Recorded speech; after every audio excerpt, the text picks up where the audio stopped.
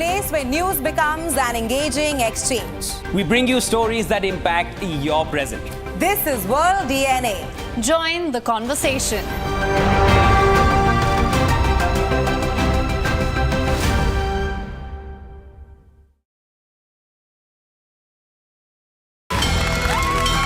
From the bustling trading floors of Wall Street to the vibrant exchanges of Asian stock markets, WION breaks it down for you to make sense of what's happening, as we reveal the key factors behind events, strategic battles, and the game-changing business decisions that shape the world. We bring you all of this and more on World Business Watch.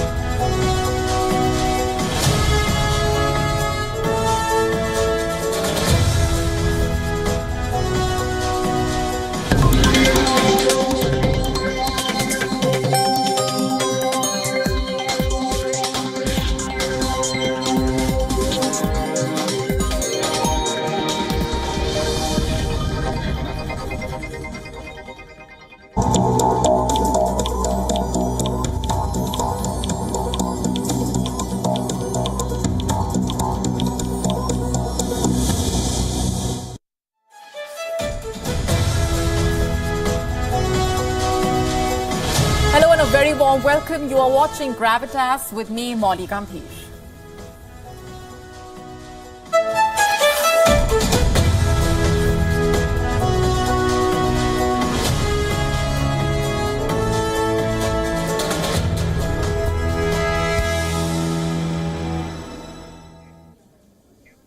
And we are starting off our broadcast tonight with some big breaking news coming in right this minute from the United States, where the Supreme Court has just a short while back handed Donald Trump a major victory.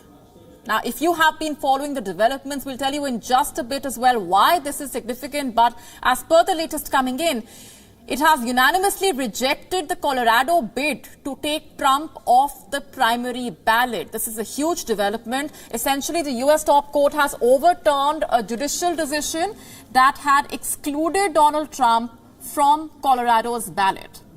Now, just to put this in context, on the 19th of December, specifically, Colorado court had kicked Donald Trump off the state's Republican primary ballot. This was after finding that the U.S. Constitution's 14th Amendment disqualified the leader from again holding public office. And in a first, the section was cited to disqualify a presidential hopeful, and Donald Trump's eligibility had been challenged in court by a group of 6 voters in Colorado. 4 of them are Republicans. They had portrayed Trump as a threat to American democracy and also sought to hold him accountable for the 6th January 2021 attack on the U.S. Capitol by his supporters. And reacting to the developments, essentially, Trump has called the ruling a big win for America. Remember, this is coming just months ahead of the presidential election. It's also interesting to point out here that Donald Trump had appointed 3 of the current Supreme Court judges, and many Republicans had decried the ballot disqualification drive as election interference.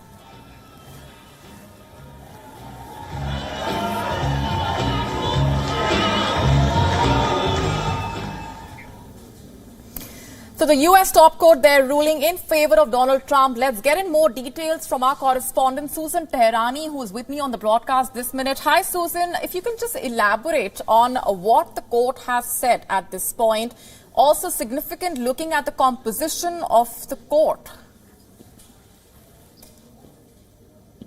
The composition of the court is significant, Molly. As you mentioned, 3 of those judges were appointed by Donald Trump. But what's more significant is that this is a ruling 9-0. That means those who weren't appointed by Donald Trump, the Democrat judges, essentially agreed unanimously that what the state of Colorado did was unconstitutional and the states cannot interfere in elections. If someone's going to be pushed off the ballot like the president, that is the responsibility of Congress.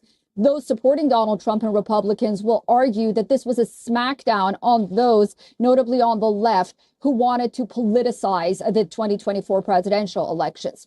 We'll have to see what former President Donald Trump has to say. He's expected to speak after this ruling shortly from now. But essentially, the significance of this is, as you mentioned, not only it's before Super Tuesday, where it's the biggest Republican primary day in the country, but it's also significant because other states now will not be able to potentially kick Donald Trump or any other candidate off the ballot moving forward. All right, Susan, we are leaving it there for the moment. Thanks very much for those updates. And of course, we are coming back to you as and when those reactions continue to trickle in.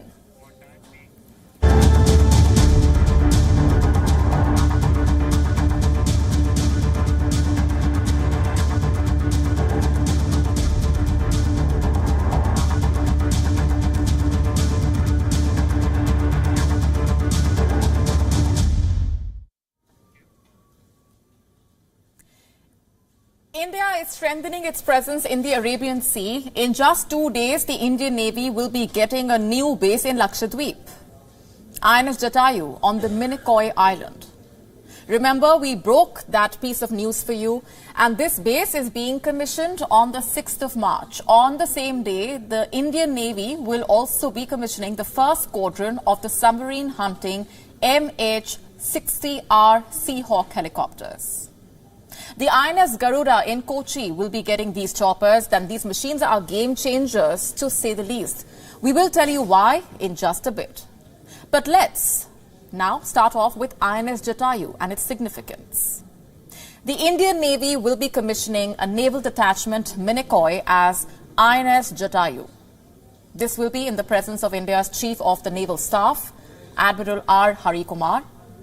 And again, something we told you weeks ago, Naval Detachment Minicoy was set up in the 1980s. It was under the operational command of the naval officer in charge of Lakshadweep. Now, this naval detachment will be commissioned as a naval base, and its capacity essentially will be expanded over time. How exactly does this change things, you ask? Well, here's what the statement from the Defense Ministry reads. Basing of an independent naval unit with requisite infrastructure and resources will enhance the overall operational capability of the Indian Navy in the islands. Now, this is not the Indian Navy's first base in Lakshadweep. There is already INS Dweep Rakshak. This is on Kavarati. INS Jatayu is further south, much closer to the Maldives. Now, like most of you already know, Minicoy is the southernmost island of Lakshadweep. This is where it is on the map. Minicoy, like you can see, is extremely close to the Maldives. It is just 450 kilometers from the capital city, Male. What does it mean to have an Indian naval base in such a strategic location? Number one, it augments India's security infrastructure in Lakshadweep.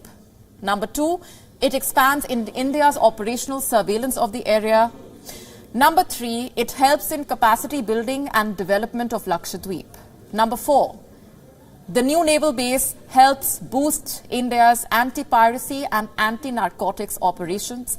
Number 5, it helps in replenishing Indian assets at sea.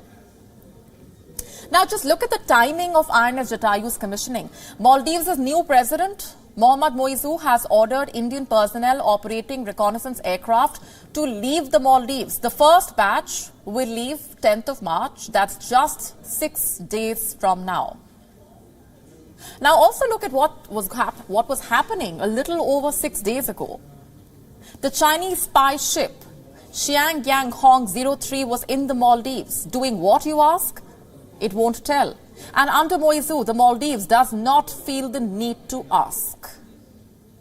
The archipelago, in fact, is openly leaning towards China. Moizu is whipping anti-India sentiments with the hope of making a big withdrawal from the Chinese checkbook. In fact, some reports claim there was high drama in the high seas over the weekend. Maldives' National Defense Force reportedly apprehended an Indian fishing boat. Why? Reports in the Maldives accuse the Indian boat of allegedly fishing inside the EEZ, or the Exclusive Economic Zone of the Maldives. Does the claim have legs, or is it a part of a wider anti-India narrative designed to cloud the mind of the Maldivians? So this is the situation. The new naval base in Minicoy is being commissioned in the midst of all of this. Also, let's just zoom out and look at the location once again here. Minicoy straddles the vital sea lines of communications. This is Minicoy, and this is the Suheli Par Island. Between the two is a 200-kilometer wide channel, and this channel, by the way, is used by merchant ships from Europe, West Asia, Southeast Asia. This is the main route used by ships headed to and from the Malacca Straits. And then you also have the ships headed from the Suez Canal and the Persian Gulf to Sunda or Ombi Vetar Straits of Indonesia. They all pass from near the Minicoy Islands. INS Jatayu will help India secure the maritime trade in this region. It will help India stay combat ready in the face of increasing piracy, increasing terrorism at sea, and also Chinese expansionism. This is where the Seahawk helicopters also become very important. Let me just tell you a little bit about these helicopters. MH-60R Seahawk helicopters are made by Lockheed Martin. They have anti-submarine and anti-surface warfare capabilities. And these helicopters come equipped with multi-mode radar, electro-optical infrared camera, dipping sonar and sonobuoys. The crew operating these choppers can track, target and engage submarines and ships. And these helicopters were delivered to India as part of the 24 aircraft contract inked with the United States in the year 2020. They will be commissioned into the Indian Navy in just 2 days from now. On the same day as the commissioning of INS Jatayu, in a statement, India's Ministry of Defence said, and I'm quoting, "The commissioning of the Seahawks underscores Indian Navy's steadfast dedication to fortifying maritime security, aligning seamlessly with the Government of India's visionary goal of ensuring security and growth for all in the region." The Seahawk choppers are the maritime variant of the Black Hawk helicopters. These helicopters will be armed with Hellfire missiles, torpedoes, precision kill rockets. These helicopters will not just be extremely effective in times of combat, but also during search and rescue operations. Very significant. Also medical evacuation, vertical replenishment. All in all, these choppers will enhance India's blue water capabilities. And it comes at a time when the waters in and around the Arabian Sea have become extremely dangerous. We have been telling you how for the last couple of months. The Indian Navy has been helping distressed vessels at sea. It has rescued foreign vessels, the crew from Somalian pirates. Indian Navy has responded to the distress calls of ships hit by Houthi missiles. On the 1st of March, the Indian Navy also helped a fishing boat and a sailing vessel in need of medical attention. The details have not been made public. A post on the platform X by the spokesperson of the Indian Navy says, and I'm quoting here, "The teams undertook medical checkup and provided immediate medical aid to the crews of the boats. The Indian Navy remains committed to providing maritime security, safety and assistance to maritime community transiting in the region." What we are witnessing here basically is the growing power and the growing role of the Indian Navy.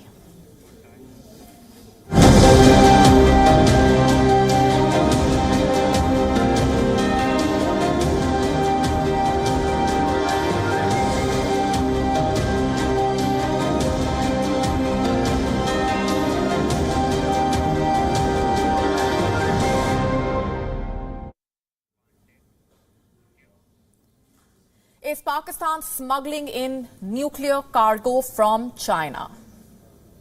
What happened recently forces me to ask this question. Indian security agencies seized a Pakistan-bound ship. What was it carrying, you ask? Well, something that Pakistan claims to be commercial goods. But that is not what Indian authorities have discovered. On inspecting the cargo, they found equipment that could be used in nuclear and ballistic missile programs. This is what happened. A Malta-flagged ship sailed from China. It was on its way to Pakistan.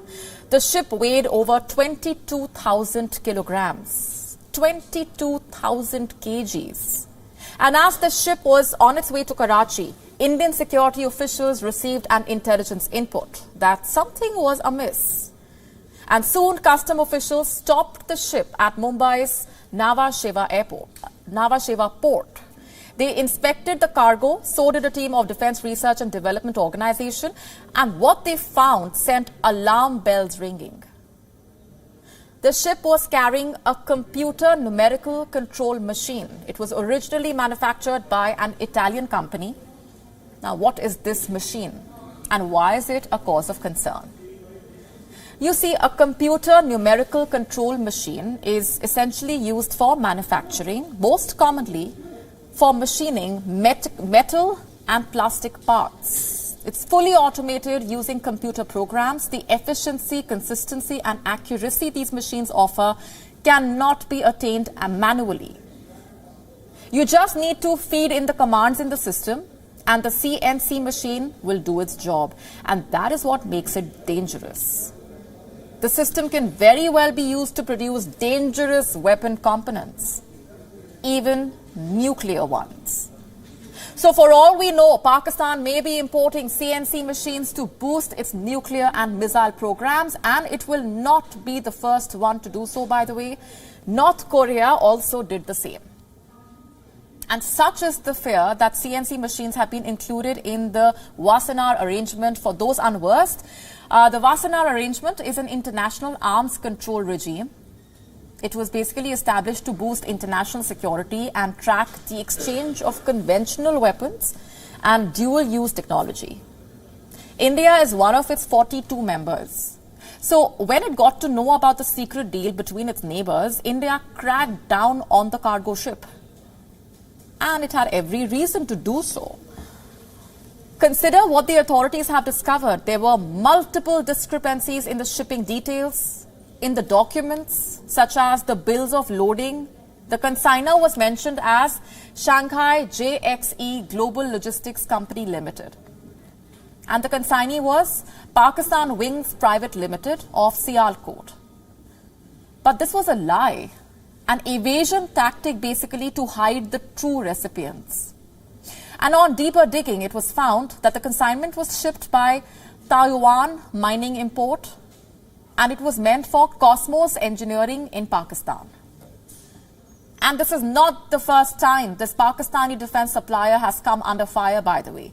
Cosmos Engineering has been on India's watch list since March 2022. Back then, the Indian authorities intercepted a shipment of thermoelectric instruments. And this was again at the Nhava Sheva port. The equipment was again Italian-made. The question is there a pattern here? Well, it seems quite likely, going by the developments.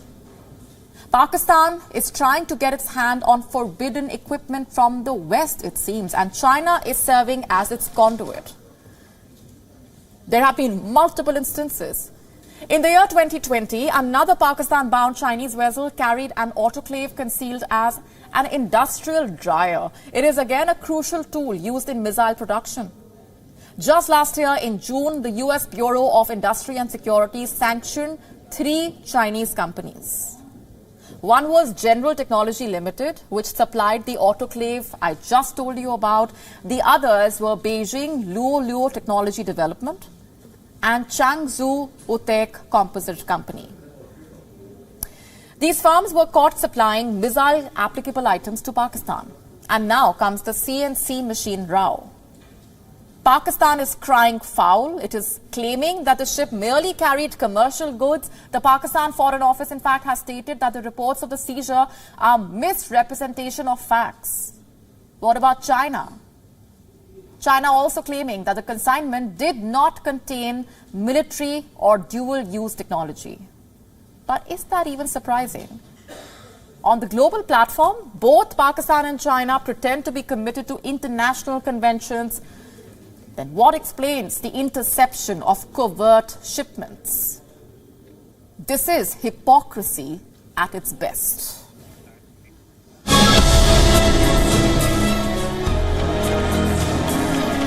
इंशाअल्लाह हम मिलकर पाकिस्तान को अजीम बनाएंगे. मैं मोहम्मद शहबाज शरीफ सिद्ध दिल से हल्फ उठाता हूँ.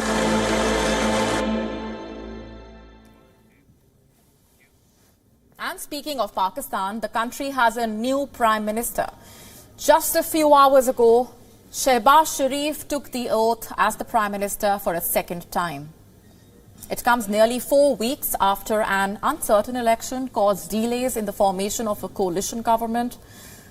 He was officially elected yesterday in the Parliament, where the second-time Prime Minister wasted no time in raking the same old Kashmir bluster.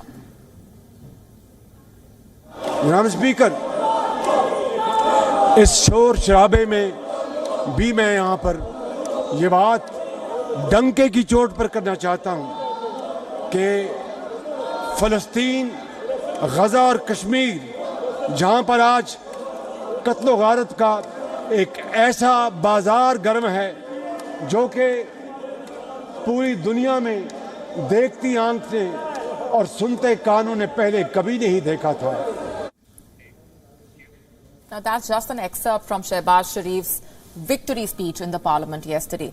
Now for our international viewers, this is an example basically of the Pakistani politicians' age-old practice. It involves talking about Kashmir all the time, no matter the occasion.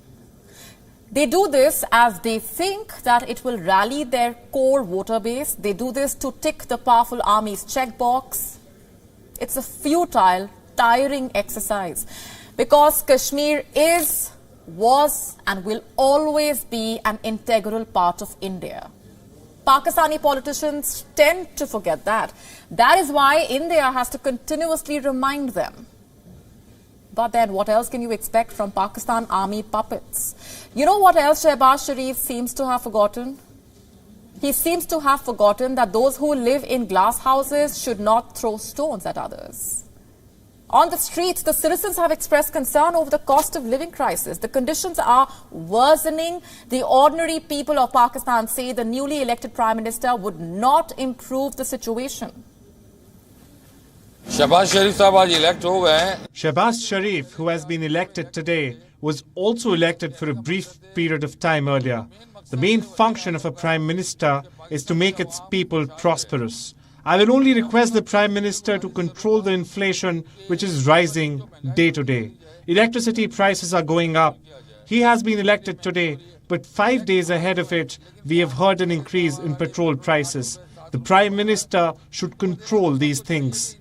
Prime Minister जाली वोटों वाले बन तो गए हैं, लेकिन मुझे नहीं लगता कि पाकिस्तान के कुछ हालात ठीक हो, क्योंकि मजीद खराब हो रहे हैं. महंगाई ने इस तरह सता दिया है, आम बंदे की जान निकाल दी है, बिजली महंगी कर दी है, गैस महंगी हो गई है, ट्रांसपोर्ट महंगी है. तो आप क्या कर सकते हैं? मुझे नहीं लगता कि ये वज़ीर कोई हालात को खास फर्क नहीं पड़ना.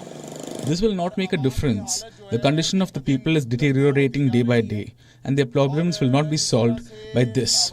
This is the continuity of the same status quo which has prevailed in the country from the beginning, and it seems that it will continue to prevail. People are worried about inflation and high prices. नजर आता है। अवाम जो महंगाई के हाथों इंतहाई परेशान है। Addressing the National Assembly, Sharif vowed that Pakistan would not become a part of any great game. He promised to increase Pakistan's number of friends. He also pledged to build and improve ties with all leading countries, including its neighbors. He said, and I'm quoting, "We will keep ties with neighbors on the basis of equality." Indeed, Pakistan should work on improving ties with its neighbors. They are at the lowest point, after all. And at this point, Pakistan's relationship with neither of its neighbors is harmonious. Earlier this year, Iran launched a massive attack on Pakistan, targeting bases of Jaish al-Adl, a Sunni Baloch terrorist group. And with Afghanistan as well, ties with the Taliban rulers of the country are not what the Pakistani had agreed to subsidize fuel prices weeks before he was ousted. And this move placated a population that was squeezed by Asia's fastest rising inflation. But it ended by costing the government more than it spent on the entire federal civil administration. And this stalled an IMF bailout that was seen as essential to keeping the economy intact. Sharif was informed weeks before taking the Prime Minister's post that he needed to raise fuel prices to clinch the IMF deal and save the country from default. However, it took him 6 weeks to persuade his coalition partners to raise prices, which reportedly cost Pakistan hundreds of millions of dollars.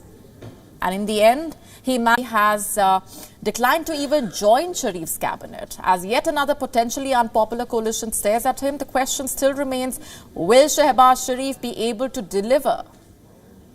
Pakistan's debt, by the way, is alarming. With record high interest rates and low growth, inflation remains above 20%. Sharif must seek a fresh loan of at least $6 billion from the IMF. But it will be under terms that could be even stricter as compared to earlier. The prospect of raising taxes is likely to stoke more public unrest, and these are just economic challenges we are talking about. Sharif also has to deal with rising militancy, political unrest, corruption, so on and so forth. Perhaps the new Sharif government should focus on fixing its own house than putting its nose in other people's business. The question still remains, can the Shehbaz Sharif government 2.0 do that?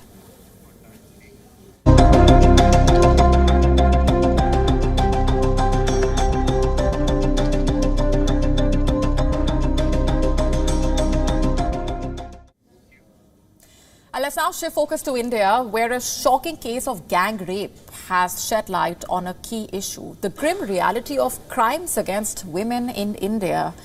Over the weekend, a horrific piece of news shook the country. A Spanish woman was allegedly gang raped and then robbed in Jharkhand's Dumka area. This is located around 300 kilometers from the state capital. The incident spurred the authorities into action. 3 people have already been arrested. This incident, as I said, has spurred calls to action. Now, this is the sad reality. Women are not safe.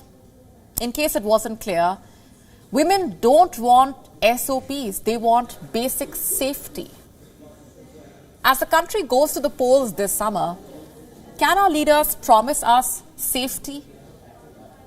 Here's what happened in Jharkhand, just for more details. The Spanish woman, aged 28 and originally from Brazil, has been traveling the world with her husband on their bikes. The couple already covered 1.53 lakh kilometers across 63 countries. And last July, they crossed over into India from Pakistan. Their Instagram post showing pictures from their travel experiences to Spiti Valley, the Karni Mata temple in Bikaner, Jaipur, and even parts of South India. On Friday night, social media was abuzz when the travel vlogger took to her Instagram saying that she has been gang raped by 7 men. The couple published the video describing what happened on their joint Instagram account, where they post images of their travels around the world by motorcycles to almost 200,000 followers. The video is no longer available. The woman alleged that the incident took place when she and her partner were spending the night in a tent. The couple said that they had camped out near the site where they were attacked because they could not find hotels nearby. She said in Spanish, "We are in the hospital and something happened to us that we wouldn't wish on anyone." Her husband also was assaulted. He said that his oral cavity was severely damaged. In a separate video later, they appeared with bruises on their face and thanked their followers for their support. The superintendent of police in Dumka, Pitambar Singh Kherwar, reported that a police patrolling team had discovered the couple on the side of the road around 11 p.m. The patrolling team suspected that something had happened to them, but since the couple was speaking in Spanish, the police could not quite figure out what they were saying.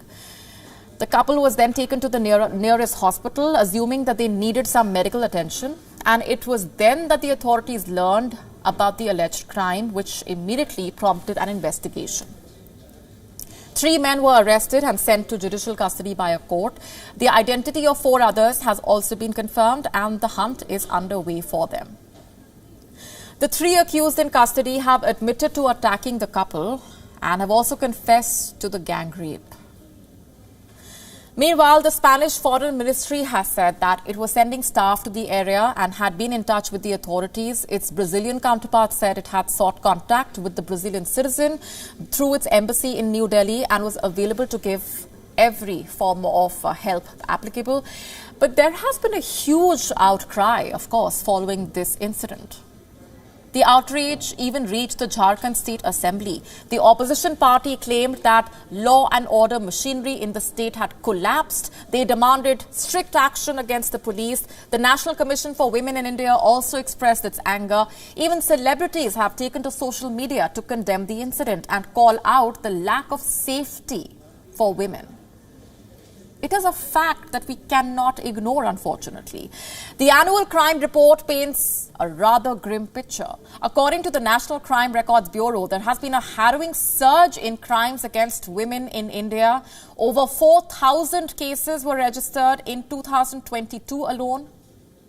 You know what that means? There are nearly 51 cases of crime against women filed every hour. There has been an escalation in these cases from 2021 and 2020.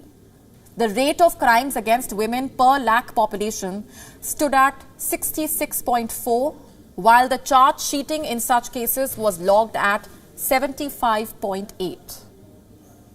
The majority of crimes against women, cruelty by husband or his relatives, kidnapping and abduction, assault on women with the intent to outrage her modesty, and rape.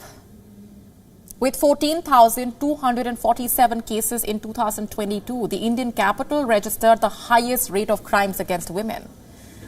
It is way above the country's average rate. Among the states, Uttar Pradesh registered the maximum cases of crimes against women in the year 2022, followed by Maharashtra, Rajasthan, West Bengal, Madhya Pradesh.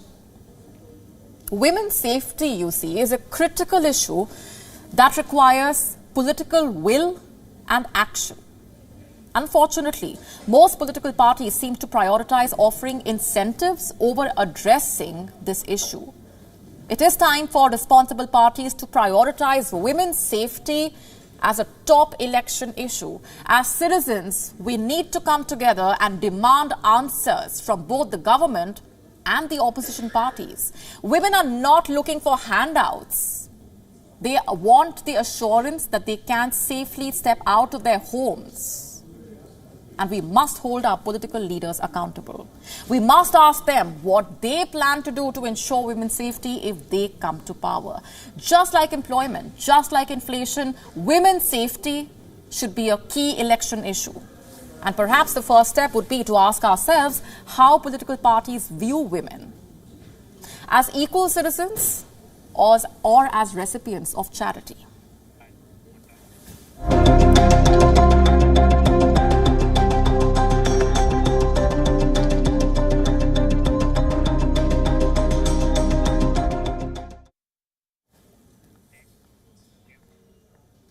Our next story is about a global best-selling author, an award-winning podcast host, a life coach, a modern-day wellness guru, a monk, a self-help king, if you will.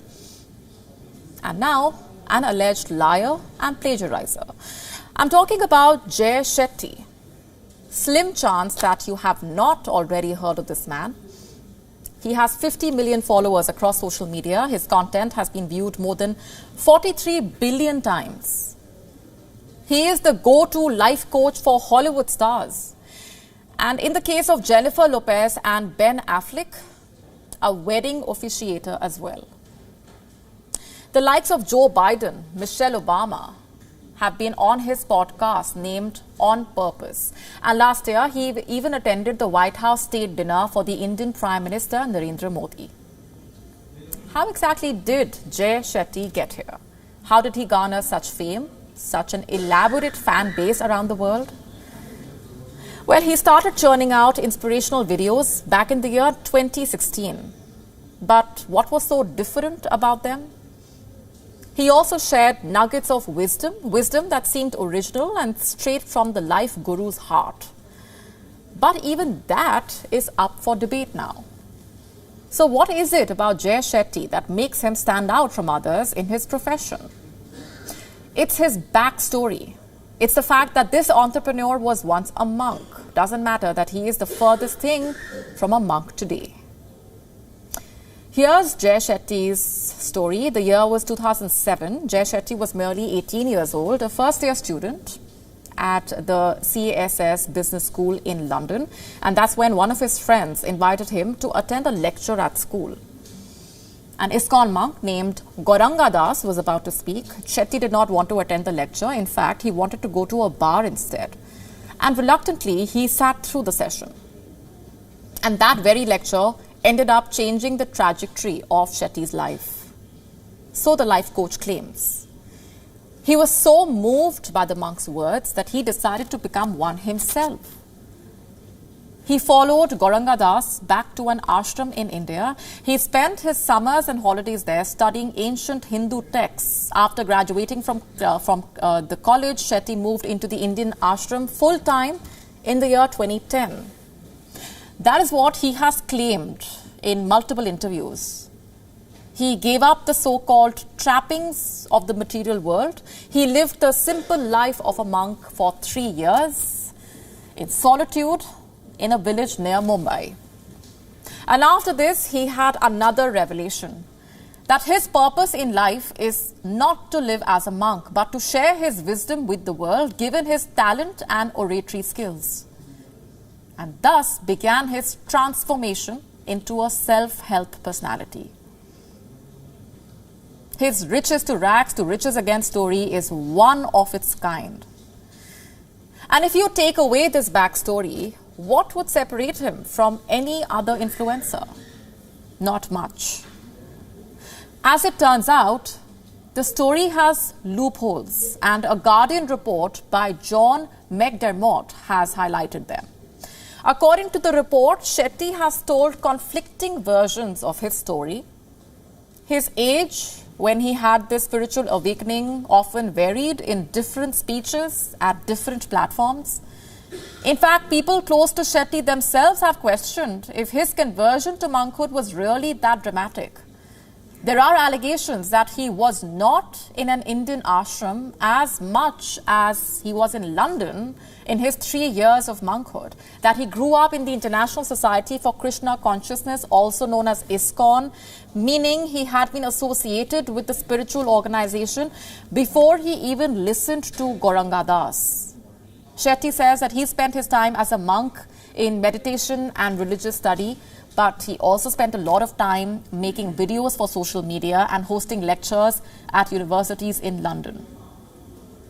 And then there are allegations of plagiarism. Shetty has a history of lifting sayings and quotes without attribution. In the year 2019, a social media influencer, Nicole Arbour, claimed that Jay Shetty built his social media presence by plagiarizing, by lifting content from accounts with smaller followings and making them look original and fresh. Many of his so-called original videos were based on social media posts, allegedly, that had gone viral years earlier. And lastly, His current lifestyle is poles apart from his monkhood. He lives in LA, he mingles with Hollywood stars, he shares wisdom, but only if you pay up.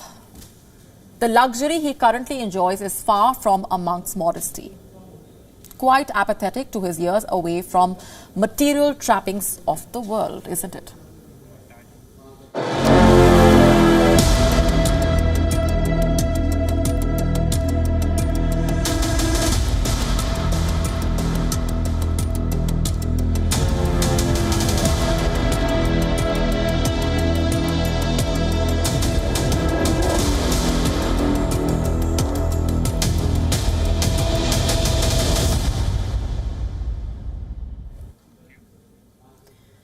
An Indian Navy sailor has vanished without a trace. Second seaman Sahil Verma was last seen on a ship on the 27th of February. And 7 days later, no one knows his whereabouts. His parents back home are, of course, extremely stressed out, while the Indian Navy is still searching for clues. Sahil Verma's parents say they last spoke to him on the 25th of February. According to the Indian Navy's official statement, the sailor went missing 2 days later. Sahil's parents say they were only informed on the 29th of February about their missing son. On the 2nd of March, the Western Command of the Indian Navy shared this post on the platform X. The Navy saying the sailor was reported missing at sea from a Navy vessel while on deployment, and that a massive search operation was immediately launched with ships and aircraft. As per the last available information, the search is still underway. The Mumbai headquartered Western Naval Command has also initiated a probe, a high-level board of inquiry to find the missing sailor. Sahil's parents, who live in India's Jammu and Kashmir, have raised several questions. Number one, how can a sailor go missing without a trace from a Navy ship full of surveillance cameras sailing in the middle of a sea? Number two, out of more than 400 people aboard, why did only Sahil go missing? And finally, why were they not informed of their son's disappearance for 2 days? That's what they are asking. And the parents have demanded a probe by the Central Bureau of Investigation into the matter. They have urged the Indian Prime Minister Narendra Modi to look into the incident.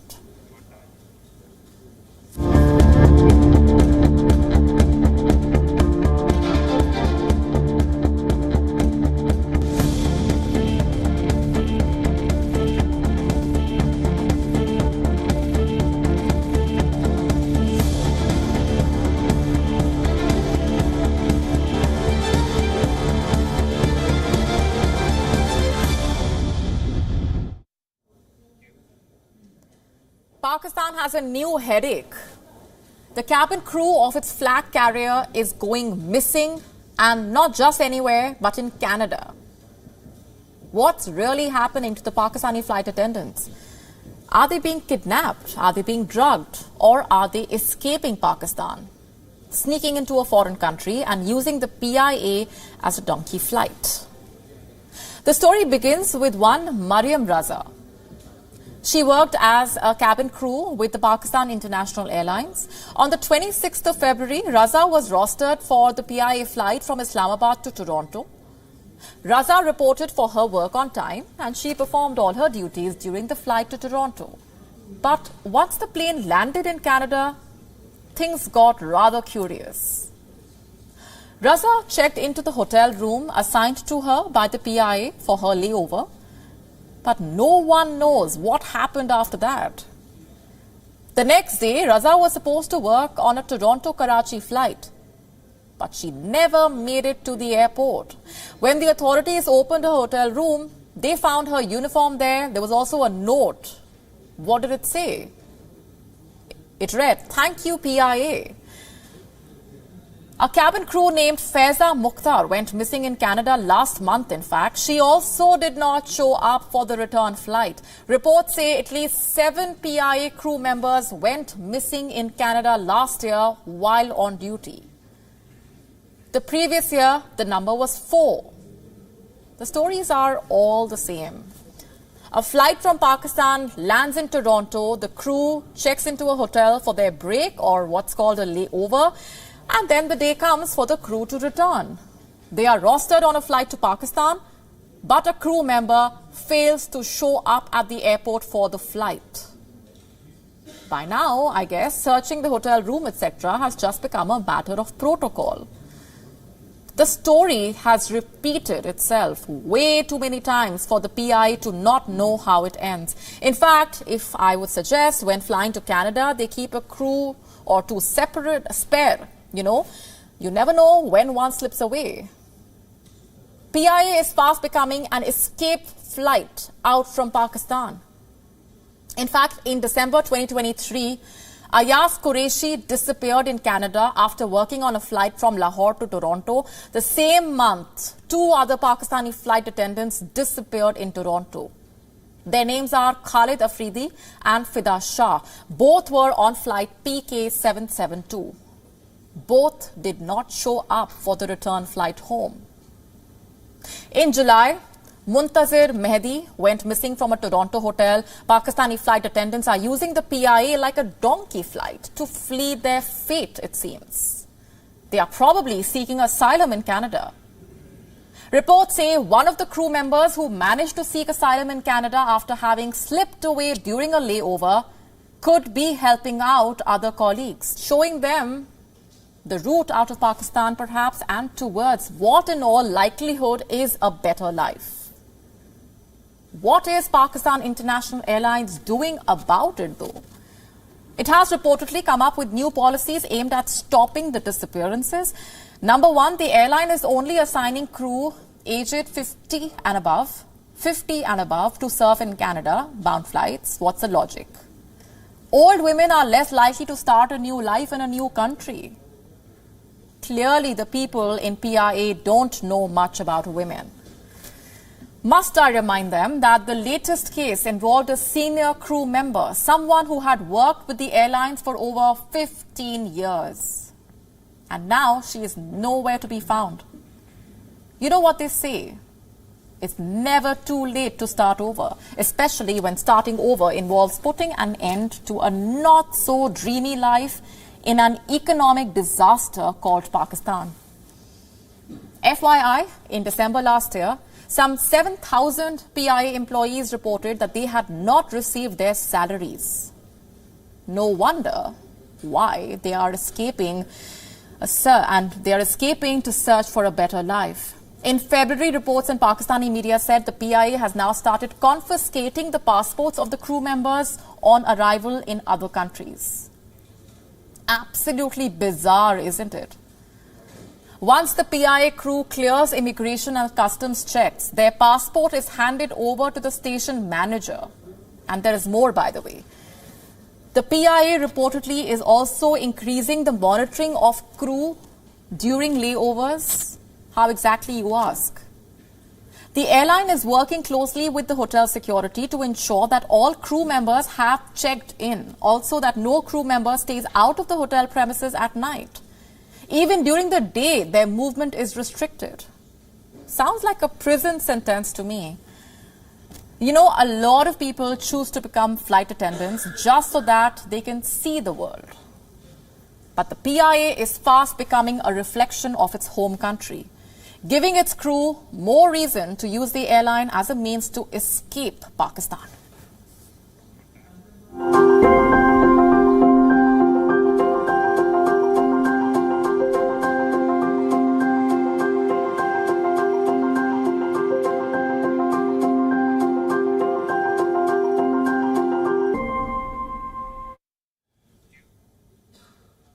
Would you ever volunteer to be laid off? I know what you're thinking. What sort of an absurd question is that, right?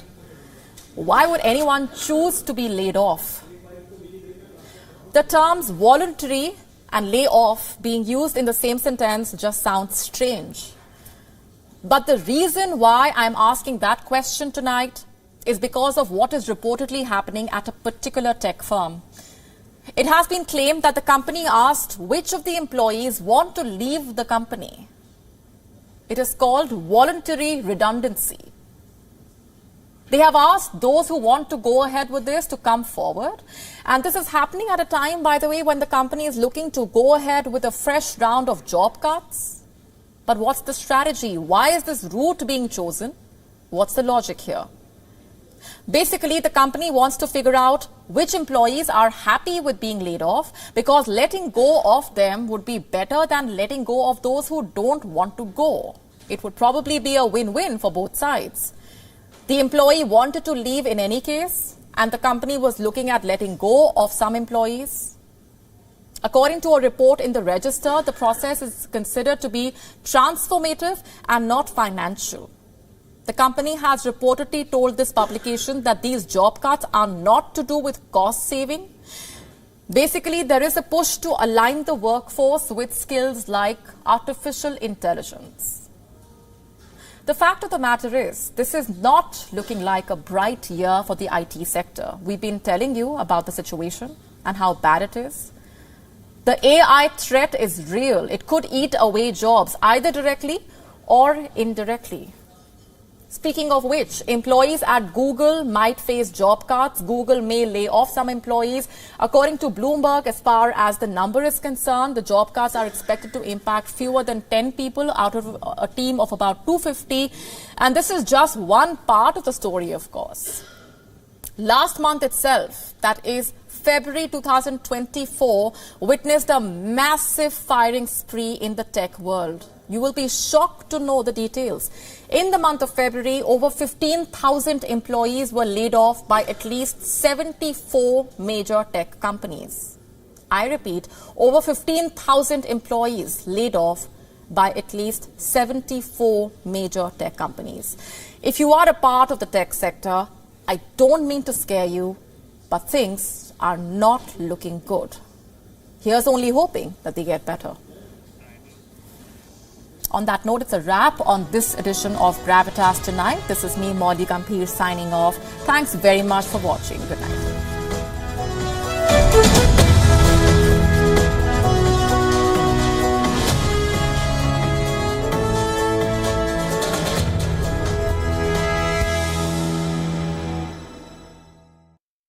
WION, India's global voice, the channel that brings you the biggest stories from across the world through India's lens. Now available in more than 190 countries worldwide. Because we believe that the world is one. Watch us in Africa, Europe, USA and Canada, South America, Asia Pacific, Middle East and North African regions. Also available on these digital platforms across the world. WION. World is one.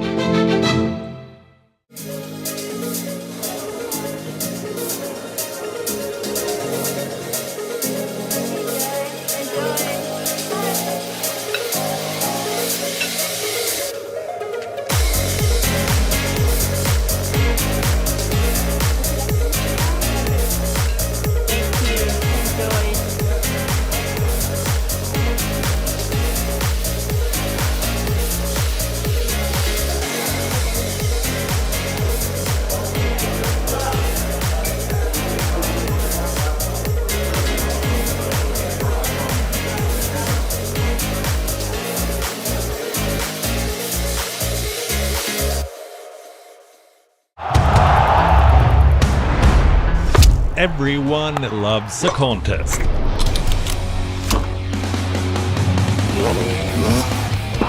But sport isn't just about victory and defeat. When the GOATs in sport speak, you hear it first on WION. You have to play good cricket over a period of time. I should push myself right out of the damn tournament. We go beyond the stats. Our stories are quoted the world over. At WION, sport is part of our DNA. Come, join us on this journey. Weekdays 6:30 p.m. IST, 1 p.m. GMT. On the next episode of World of Africa, Chad's interim president Mahamat Idris Deby Itno confirms his candidature in this year's long-awaited presidential race. His confirmation came at the end of a chaotic week in which opposition politician Yaya Dillo was killed in the capital N'Djamena. Gang violence in Haiti escalates. Residents flee capital Port-au-Prince as the besieged Prime Minister Ariel Henry was in Kenya signing an agreement allowing police deployment. And a Nigerian designer seeks to challenge norms with gender-fluid fashion. World of Africa, at these times, only on WION. World is One.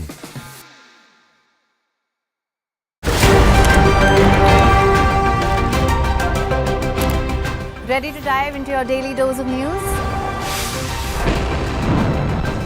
Bringing you what's trending in the West and all that's setting trends in the East. And all of this served up with a side of insightful banter. We don't just bring you the latest stories. We bring you your talking points for the day. And while you do that, from the busy streets of New York, I will provide you with deeper insights on the developments through the course of the day in the U.S. From New York, we get you to the sandy shores of Durban, where I'll bring you all the glitz, glam, and happenings from the world of showbiz. Welcome to the Eras Tour. And I will be here at the WION headquarters, getting you all the action from the universe of sport. All that you need to know about your favorite teams and players, right here. The show that keeps you ahead of the global curve. A conversation you'd want to be a part of. A place where news becomes an engaging exchange. We bring you stories that impact your present. This is World DNA. Join the conversation.